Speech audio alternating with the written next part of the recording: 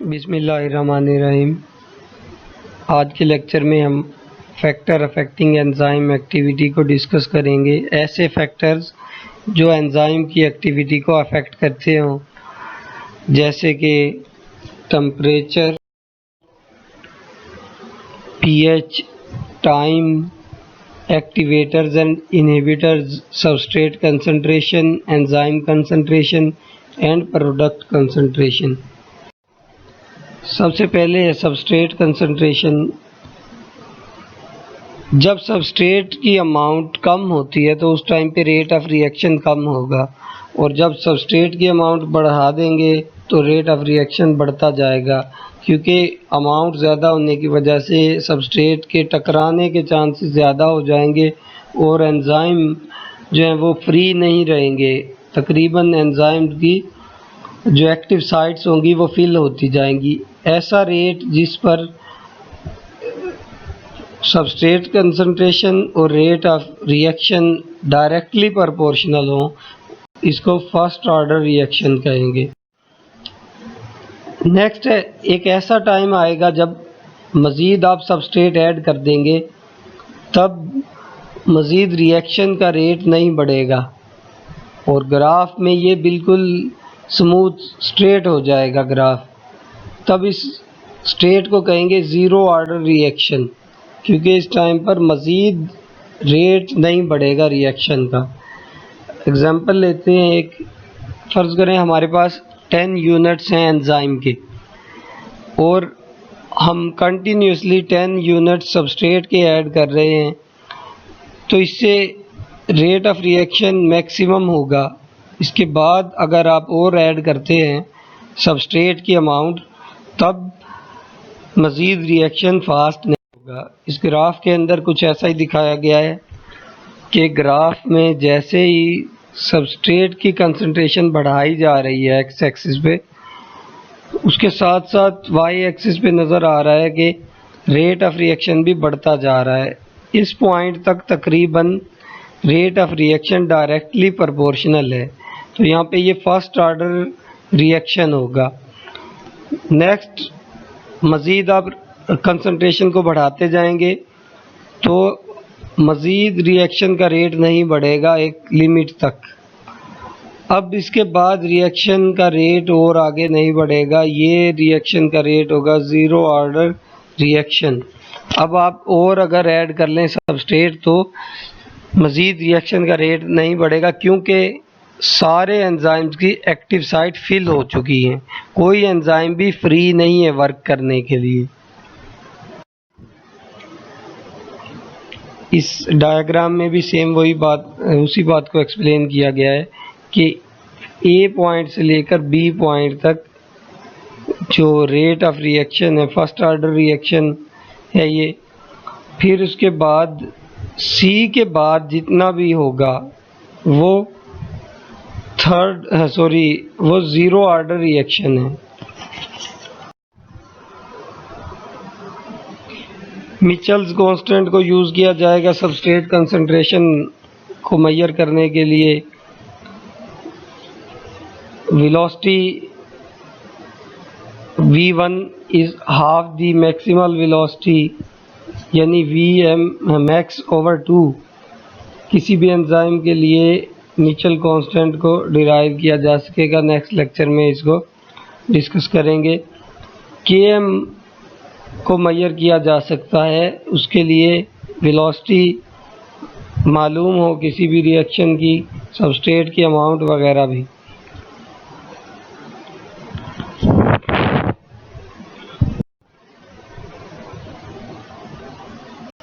Enzyme concentration एक दूसरा factor है जो कि एंजाइम एक्टिविटी को अफेक्ट करता है।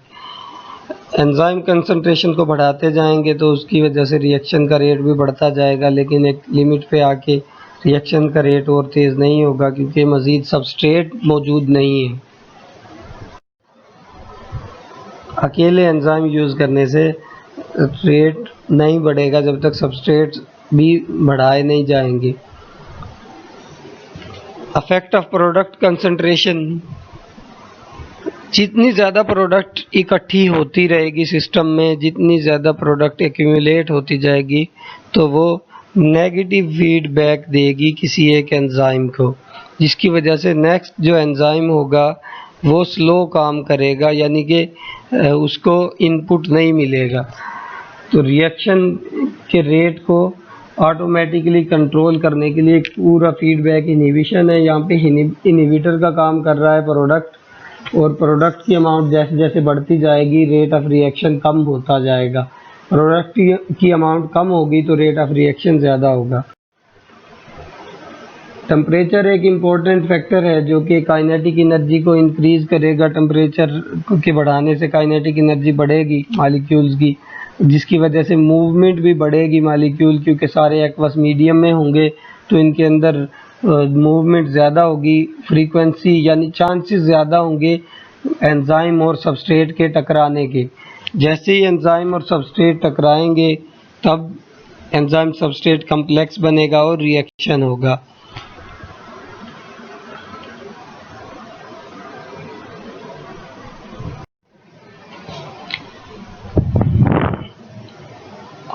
टेम्परेचर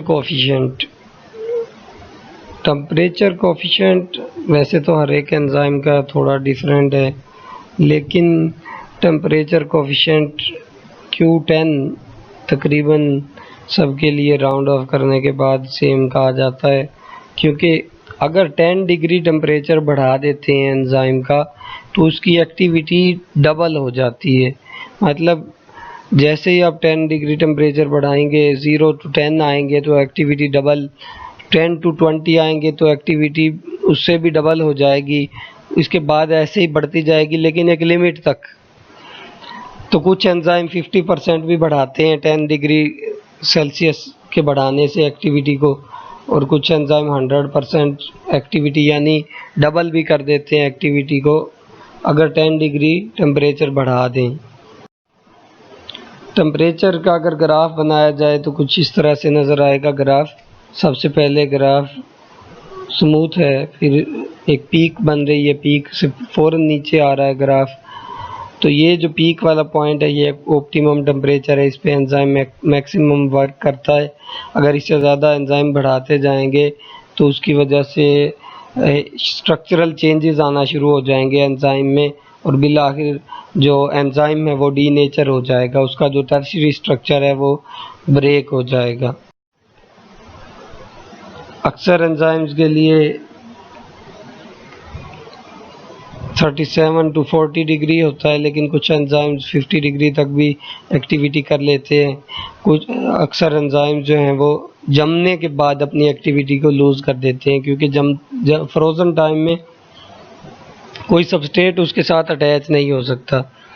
एंजाइम जो थर्मोफिलिक हैं, गर्म जगहों पे रहने वाले हैं, जो बैक्टीरिया गर्म जगहों पे रहने वाले हैं, हॉट स्प्रिंग्स वगैरह में, जैसे थर्मस एक्विटिकस, तो ये 100 to 120 डिग्री सेल्सियस तक भी एक्टिविटी कर लेते हैं।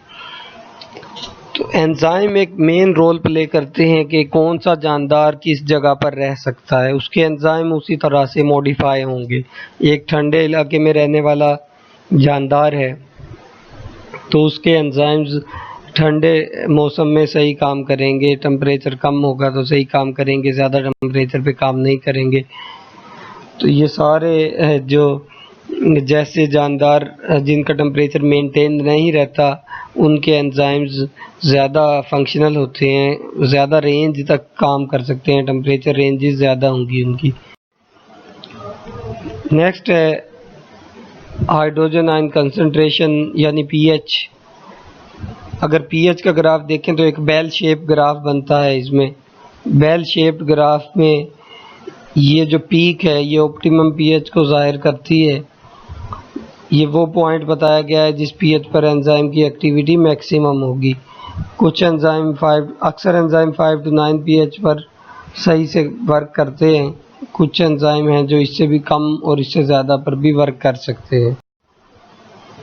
अब जो एंजाइम के अंदर पीएच का रोल है उसकी कुछ डिटेल बताई गई है।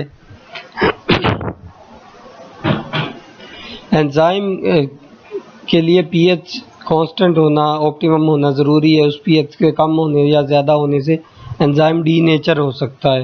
एंजाइम के डीनेचर होने से मुराद उसके 3 डायमेंशनल स्ट्रक्चर का ब्रेक डाउन, यानी जो hydrogen bonds, ionic bond, disulphide bridge वगैरह जो टर्शियरी स्ट्रक्चर के अंदर मौजूद हैं वो अनस्टेबल हो जाएंगे। इसके अलावा जब बाइंडिंग होती है सबस्ट्रेट की एंजाइम के साथ, तो उस टाइम पे कुछ ऐसे ग्रुप्स होते हैं एंजाइम के जो रिलीज़ हो जाते हैं और रिलीज़ होने के बाद एंजाइम के साथ ब्रिज बना लेते हैं, जैसे हाइड्रोजन आयंस वगैरह। तो एंजाइम उन मॉलिक्यूल्स के रिलीज़ होने के बाद कुछ ब्रिज बना लेगा सबस्ट्रेट के साथ। अब 2 तरह के मेन चार्ज ग्रुप हैं अमाइनो एसिड्स में, यानी प्रोटीन्स में, जो कि एंजाइम को बनाती हैं, नेगेटिवली चार्ज कार्बोक्सिलेट और पॉजिटिवली चार्ज अमाइंस।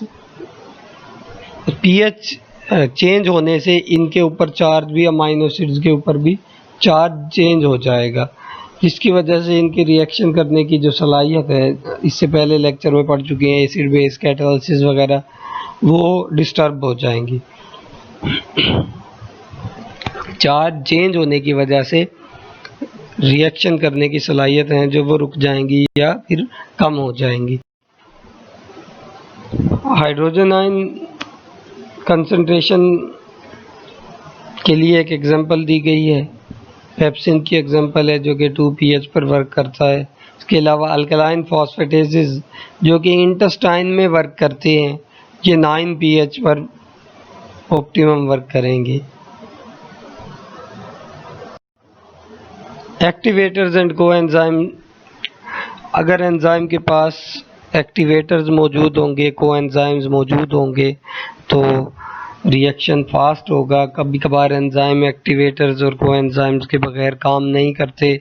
विटामिन जो होते हैं वो अक्सर कोएंजाइम के तौर पे काम करते हैं, इससे पहले वाले लेक्चर में भी ये बात डिस्कस की थी। मॉड्यूलेटर्स या फिर एक्टिवेटर भी इन्हें कहा जाता है, लेकिन ये इनऑर्गेनिक एक्टिवेटर नहीं है। एंड इनहिबिटर्स, ऐसा मॉलिक्यूल जो कि एंजाइम की एक्टिविटी को फास्ट करता हो, मॉड्यूलेटर या एक्टिवेटर है जो एंजाइम की एक्टिविटी को रिड्यूस करता हो, जिसकी मौजूदगी एंजाइम की एक्टिविटी को रिड्यूस करती है, वो इनहिबिटर कहलाता है। हर एक रिएक्शन के लिए एक स्पेसिफिक टाइम रिक्वायर्ड होता है। इसी तरह से जो एंजाइम कैटालाइज्ड रिएक्शन है उनको भी इक्विलिब्रियम स्टेट तक आने के लिए एक ख़ास टाइम चाहिए है।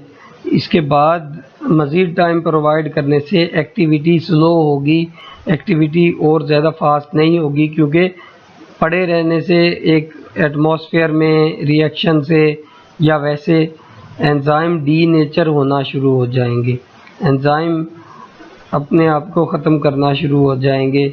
सिंपल एग्जांपल है इसकी, जब लैब में पेप्सिन की डाइजेशन के लिए प्रैक्टिकल करते हैं तो वो तकरीबन 24 घंटे के बाद डीनेचर हो जाता है पेप्सिन, और नया सॉल्यूशन प्रिपेयर करना पड़ता है। डीनेचर होने के बाद स्मेल आना शुरू हो जाती है सॉल्यूशन में। ग्राफ पे अगर टाइम के इफेक्ट को देखा जाए तो टाइम एक वक्त आएगा जब बिल्कुल कांस्टेंट हो जाएगा, रिएक्शन मज़ीद रेट नहीं बढ़ेगा, उल्टा इससे कम होना शुरू हो जाएगा, क्योंकि एंजाइम्स की जो अमाउंट है वो कम हो जाएगी डीनेचर होना शुरू होने की वजह से। एक बार फिर जो फैक्टर्स हैं उनको रिवाइज करते हैं। सबस्ट्रेट कंसंट्रेशन को डिस्कस किया था। सबस्ट्रेट जितनी ज़्यादा होगी उतना ही रेट ऑफ रिएक्शन ज़्यादा होगा, लेकिन एक लिमिट तक, जब तक सारे एंजाइम्स की एक्टिव साइट फिल नहीं हो जाती। फिर प्रोडक्ट कंसंट्रेशन है, जितनी प्रोडक्ट ज़्यादा होगी उतना ही रेट ऑफ रिएक्शन कम होगा, जितनी प्रोडक्ट कम होगी उतना ही रेट ऑफ रिएक्शन ज़्यादा होगा।